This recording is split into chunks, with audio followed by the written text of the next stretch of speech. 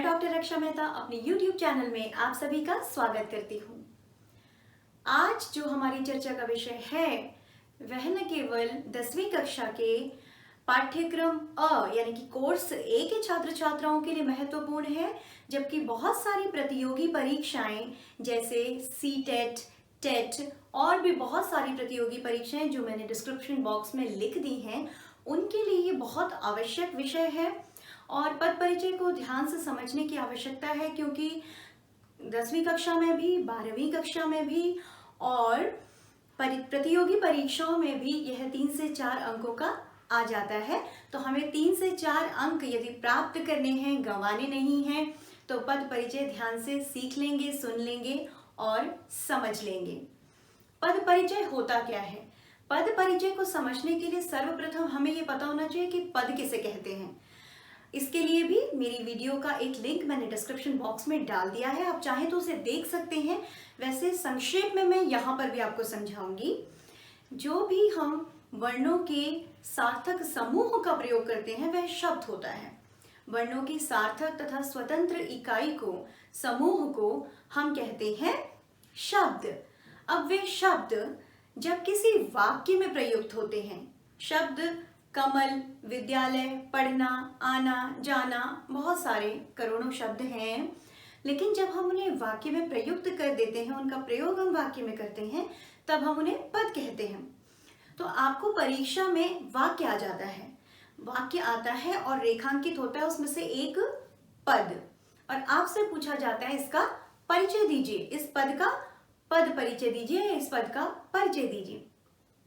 जैसे आप अपना परिचय देते हैं ना, कि नाम क्या है, कहाँ रहते हैं, आपकी शैक्षणिक योग्यताएं क्या क्या हैं, आपने क्या पढ़ा है, आपको कौन से विषय पसंद हैं, है ना, ये सब आप बताते हैं अपने परिचय में।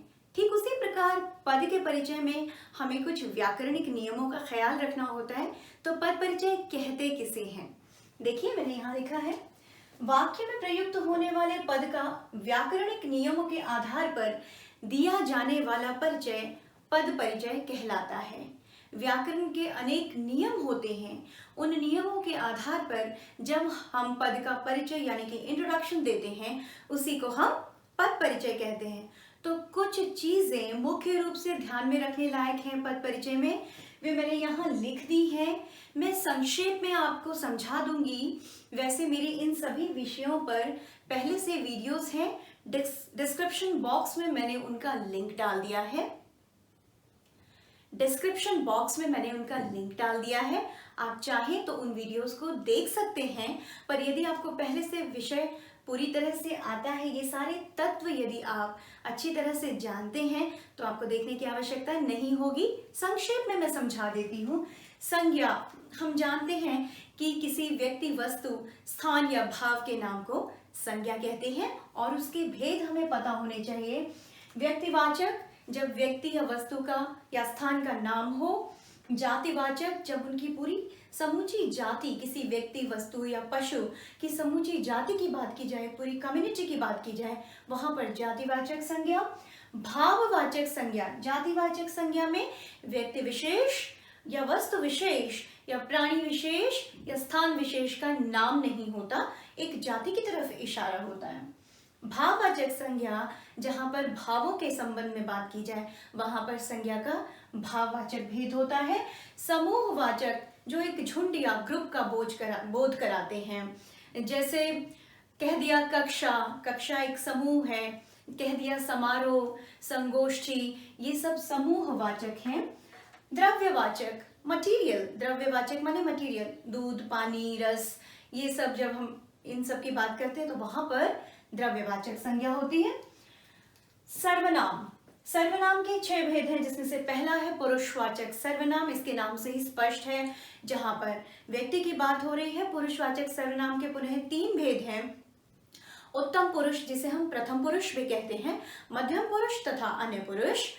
उत्तम पुरुष जिसमें बोलने वाले के संबंध में बात की जा रही हो, जैसे मैं बोल रही हूं, मैं आप लोगों से बात कर रही हूं, तो मैं हूं उत्तम पुरुष। आप मेरी बात सुन रहे हैं, आप हैं मध्यम पुरुष। और यदि मैं किसी अन्य व्यक्ति के विषय में बात करती हूं तो वह होता है अन्य पुरुष। निश्चयवाचक सर्वनाम जहां वस्तु निश्चित हो, अनिश्चयवाचक सर्वनाम जहां पर व्यक्ति या वस्तु अनिश्चित हो, जैसे कोई आया है, कोई तो आया है लेकिन निश्चित नहीं है कि वह कौन है। पानी में कुछ गिरा है, कुछ तो गिरा है लेकिन निश्चित नहीं है कि वह कुछ है क्या, तब अनिश्चयवाचक सर्वनाम। प्रश्नवाचक जहां पर प्रश्न पूछा जाए, कौन, किसे, किससे, किसका। निजवाचक सर्वनाम अपनत्व का बोध कराने वाले, पर्सनल यानी कि प्राइवेट। निजवाचक सर्वनाम जिसमें आप कहते हैं अपना, स्वयं, खुद, अपने आप। संबंधवाचक सर्वनाम जहां पर पहला वाक्य और दूसरे वाक्य में संबंध हो, जैसे जिसकी लाठी उसकी भैंस, तो जिसकी और उसकी, जैसा वैसा, ज्यों त्यों, इस तरह से हम जिनका प्रयोग करते हैं वहां पर संबंधवाचक सर्वनाम होता है। फिर हम आ जाते हैं विशेषण। किसी व्यक्ति, वस्तु या स्थान की विशेषता यानी कि क्वालिटी बताने वाले शब्द विशेषण है। गुणवाचक जिनमें गुणों का बोध हो, संख्यावाचक जिसमें काउंटिंग यानी कि संख्या का बोध हो, परिमाणवाचक जिसमें नाप तोल का बोध हो, संख्यावाचक जैसे 2, 4, 5, 100, 10। परिमाणवाचक में जैसे 1 किलो, 2 लीटर, 4 मीटर, ऐसे। सार्वनामिक विशेषण, देखिए सर्वनाम और सार्वनामिक विशेषण में कंफ्यूज नहीं होना है, मैं आपको समझा देती हूँ। हालांकि मैंने अपनी पिछली वीडियोस में भी समझाया है, फिर भी मैं आपको देखिए समझाती हूँ कि लड़के के स्थान पर, संज्ञा के स्थान पर प्रयुक्त होने वाले शब्दों को सर्वनाम कहते हैं।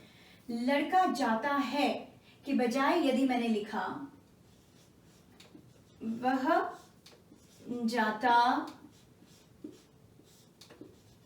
है, अब ये जो मैंने वह लिखा ना, ये जो वह लिखा है ये मैंने लड़के के स्थान पर लिखा है। यहाँ पर मैं लिखना चाहती थी लड़का जाता है, लेकिन लड़का संज्ञा न लिखकर मैंने लड़के के स्थान पर वह लिख दिया, तो वह जाता है, यह है सर्वनाम। पर अगर मैं लिखूं वह लड़का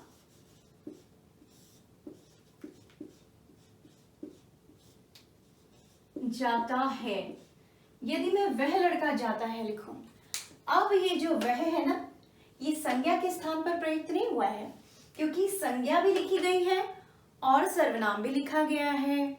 अब इस लड़के की विशेषता यहाँ पर ये नहीं है कि वो सुंदर है, लंबा है, छोटा है, गोरा है, मोटा है, पतला है। इस वक्त लड़के की विशेषता यह है वह लड़का, तो इसमें जो वह है ना, क्योंकि लड़के के स्थान पर प्रयुक्त नहीं हुआ इसलिए सर्वनाम नहीं है, क्योंकि यह लड़के की विशेषता बनकर प्रयुक्त हुआ है, इसलिए यह सार्वनामिक विशेषण है। सार्वनामिक विशेषण, आशा है आप अच्छी तरह समझ गए होंगे। क्रिया, किसी काम के करने या होने को क्रिया कहते हैं। क्रिया के दो भेद हैं, सकर्मक क्रिया तथा अकर्मक क्रिया।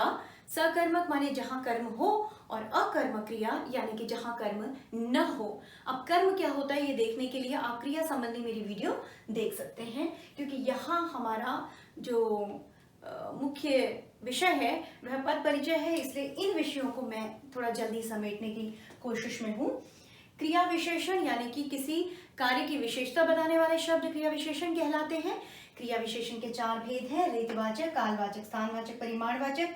रीतिवाचक माने क्रिया करने का ढंग, कालवाचक क्रिया करने का समय, स्थानवाचक क्रिया किस स्थान पर घटित हो रही है, और परिमाणवाचक माने क्रिया की मात्रा कितनी है, जो कार्य हम कर रहे हैं वो कम है, ज्यादा है, बहुत है, थोड़ा है, अधिक है, कितना है।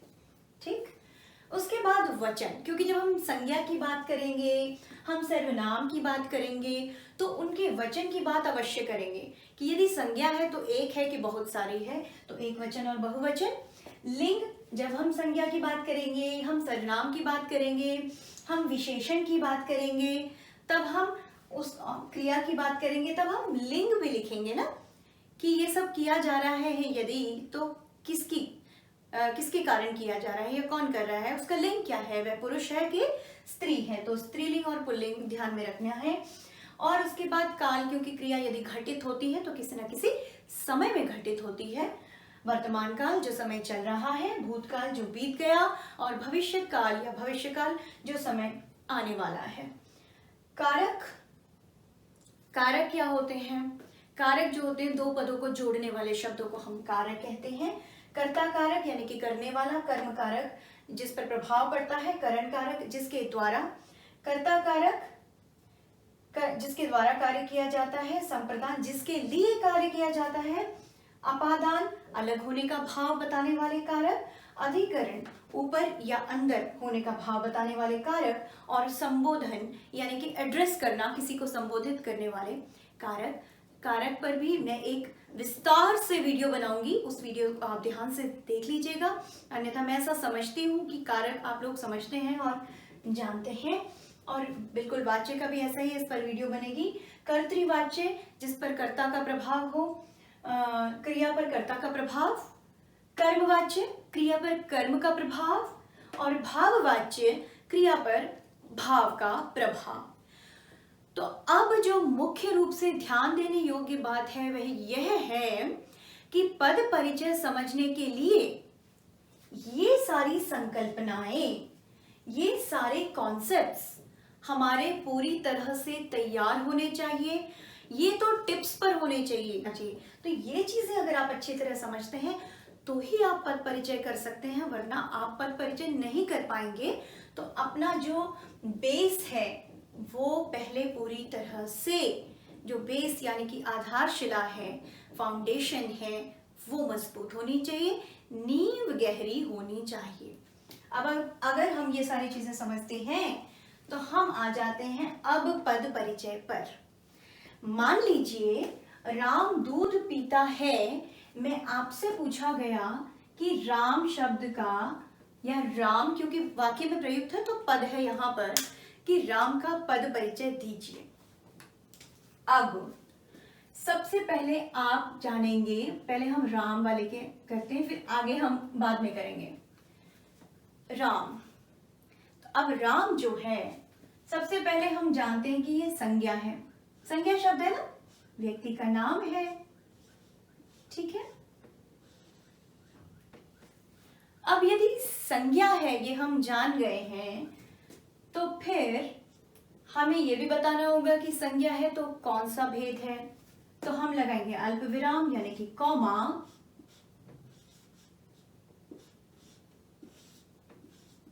व्यक्तिवाचक। संज्ञा है तो व्यक्तिवाचक है क्योंकि राम जो है एक व्यक्ति का नाम है ना। अब हम समझ गए कि संज्ञा है और व्यक्तिवाचक है, तो अब हम समझेंगे कि स्त्रीलिंग है या पुल्लिंग है। तो राम जो है वो लड़के का नाम होता है, लड़की का नाम नहीं होता। तब हम लिखेंगे पुल्लिंग। अब हम बात करेंगे वचन की। अब वचन की बात करेंगे तो जब हम वचन के बारे में देखेंगे तो हम देखेंगे राम तो एक ही है ना, एक वचन।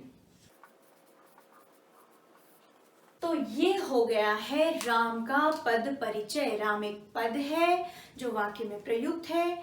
अब इसका पूर्ण परिचय व्याकरणिक नियमों के आधार पर इसका पूर्ण परिचय आपको देना है। तो आपने बता दिया कि संज्ञा है, संज्ञा है तो कौन सी, व्यक्तिवाचक।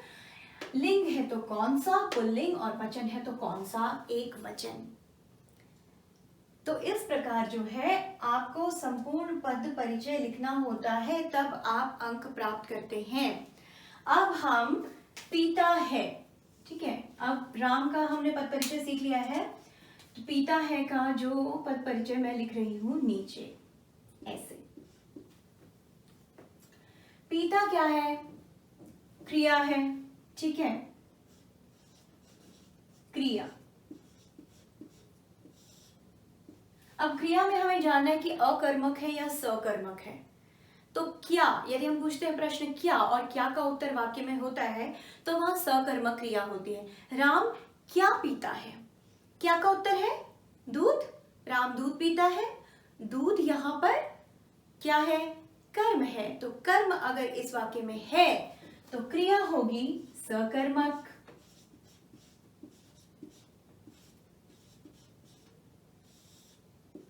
ये क्रिया के संबंध में हमें ध्यान देने वाली बात है कि क्रिया होगी सकर्मक। और उसके बाद हम क्या ध्यान देंगे कि क्रिया का काल क्या है, क्योंकि किसी न किसी समय में क्रिया घट रही है। कैसे पता चलेगा, है कब होता है, जब वर्तमान जो समय चल रहा है प्रेजेंट टेंस, उसी में हम है का प्रयोग करते हैं। तो अब हम काल में आ गए हैं। काल हो गया है हमारा वर्तमान काल। उसके बाद अगला प्रश्न हो सकता है इसके लिए कि वाच्य कौन सा है, मतलब जो क्रिया घटित हो रही है ना, पीता है, उस पर कर्ता का प्रभाव है या कर्म का प्रभाव है या उसके भाव का प्रभाव है। तो भाव का प्रभाव तो है ही नहीं, कर्ता का प्रभाव है ना। राम दूध पीता है तो कर्ता है, इसमें कर्ता का प्रभाव, तो आप लिखोगे कर्तृवाच्य। ये देखिए किस तरह से आपने लिखा। जब हम क्रिया की बात करते हैं तो हमें सकर्मक या अकर्मक पता होना चाहिए।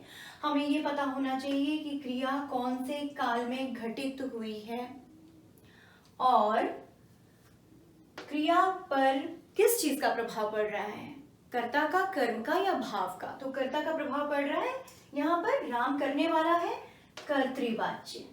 ठीक है, तो यहां हम समझ गए हैं संज्ञा और क्रिया। संज्ञा हो गया है,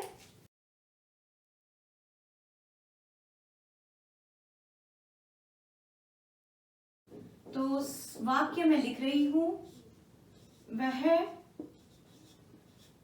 बहुत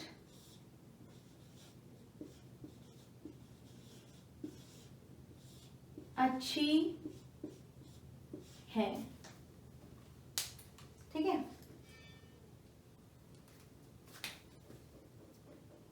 इसका पद परिचय बताएंगे और अच्छी का बताएंगे हम। पहले हम वह की बात कर लेते हैं। वह जो है सर्वनाम है, क्योंकि संज्ञा के स्थान पर प्रयुक्त हुआ ना, क्योंकि वह में नाम नहीं लिखा कि सीता, गीता, राधा, मीता कौन है, वह लिखा है, सर्वनाम है।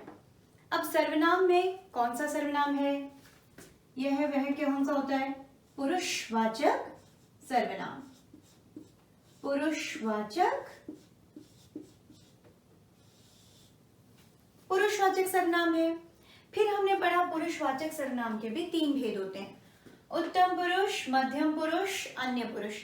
उत्तम बोलने वाला, मध्यम सुनने वाला और अन्य कोई और जिसके संबंध में बात की जा रही है। तो अभी वह कह रहे हैं, वह ना कह रहे हैं मैं, ना कह रहे हैं तुम, वह कह रहे हैं कोई अन्य। तो यहां पर क्या हुआ, अन्य पुरुष, अन्य पुरुष, पुरुषवाचक सर्वनाम, अन्य पुरुष। अब हमने सर्वनाम का यहां तक बता दिया कि सर्वनाम है, पुरुषवाचक है और अन्य पुरुष है। अब हमें क्या बताना होता है, हमें बताना होता है उसका लिंग बताना होता है कि पुल्लिंग है स्त्रीलिंग। अब हम वाक्य जब पढ़ रहे हैं वह बहुत अच्छी है, तो अच्छी शब्द का प्रयोग हम स्त्री के लिए करते हैं, तो स्त्रीलिंग है। अब वचन कैसे पता चलेगा कि एक वचन है या बहुवचन है, तो वह लिखा है, वे नहीं लिखा, है लिखा है नहीं लिखा, इसलिए एक वचन है, एक लड़की के बारे में बात की जा रही है। ये आपका पद परिचय हो गया वह का। एक वह पद है और उसका समूचा परिचय आपने इस प्रकार दे दिया है। सर्वनाम है, पुरुषवाचक है, पुरुषवाचक में अन्य पुरुष है, किसके बारे में बात की जा रही है, स्त्रीलिंग है वो, और एक वचन है क्योंकि एक लड़की के बारे में बात की जा रही है। अब ये उसका संपूर्ण पद परिचय हो गया है। ठीक है, अब हम करेंगे अच्छी, इसका पद परिचय। ठीक है, अच्छी यहां मैं नीचे कर देती हूँ जहां मेरे को जगह मिल रही है। अब अच्छी जो है, यह जो है सर्वनाम की विशेषता बता रहा है, गुण बता रहा है, क्वालिटी बता रहा है। तो संज्ञा तथा सर्वनाम शब्दों की विशेषता बताने वाले शब्द विशेषण कहलाते हैं। तो अच्छी क्या हुआ, फिर विशेषण में हमें भेद पता होना चाहिए कि गुणवाचक है, परिमाणवाचक है, और जो है संख्यावाचक है या सार्वनामिक है, कौन सा है। तो वहां पर हमें पता है कि गुण बता रहा है, क्वालिटी बता रहा है, तो गुणवाचक है।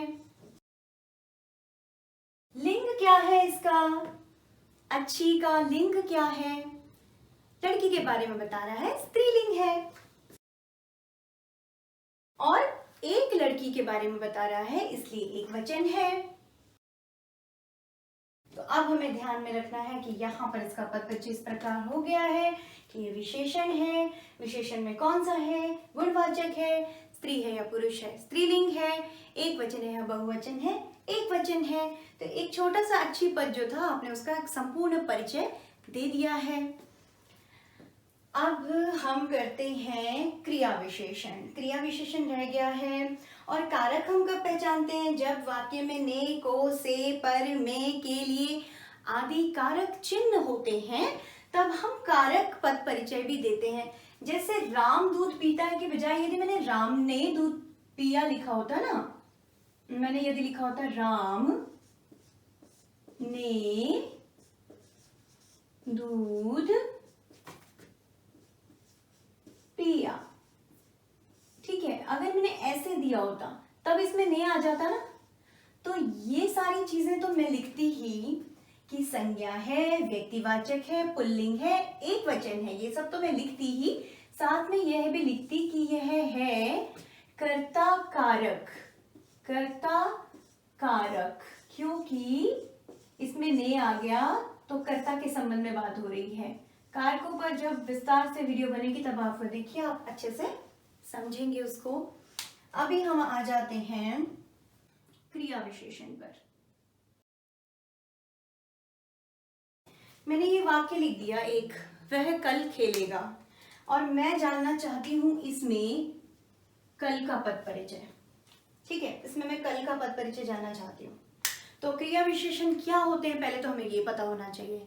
क्रिया या किसी कार्य की विशेषता बताने वाले शब्दों को क्रिया विशेषण शब्द कहते हैं। ये जो खेलेगा है ये है क्रिया, और क्रिया की विशेषता क्या है कि वह कब खेलेगा? कल खेलेगा।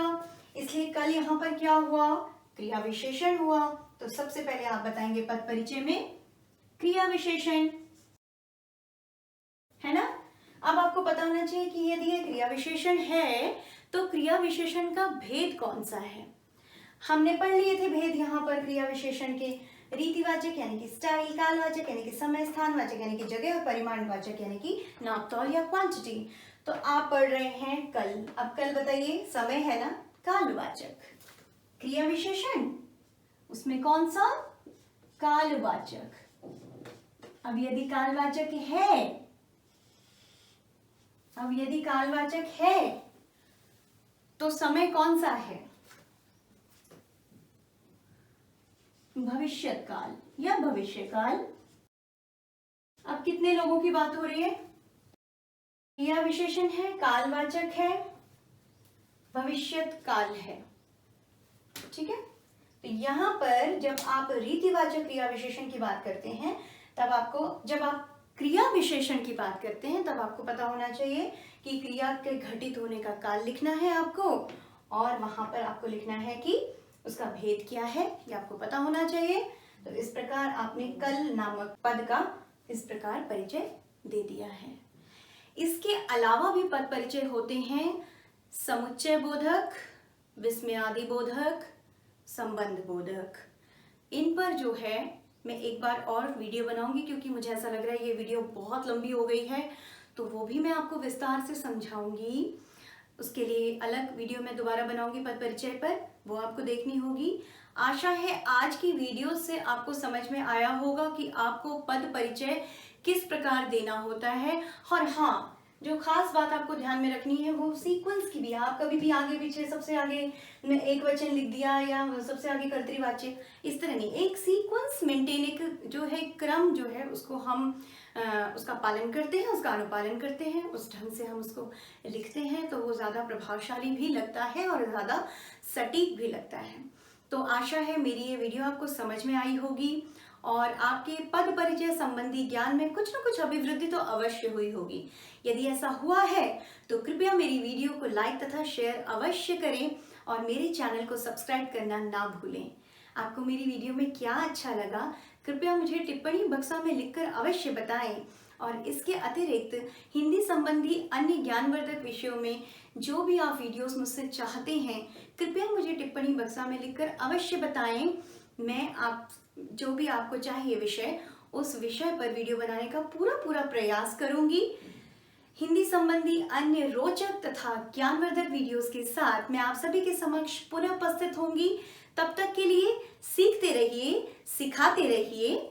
नमस्कार।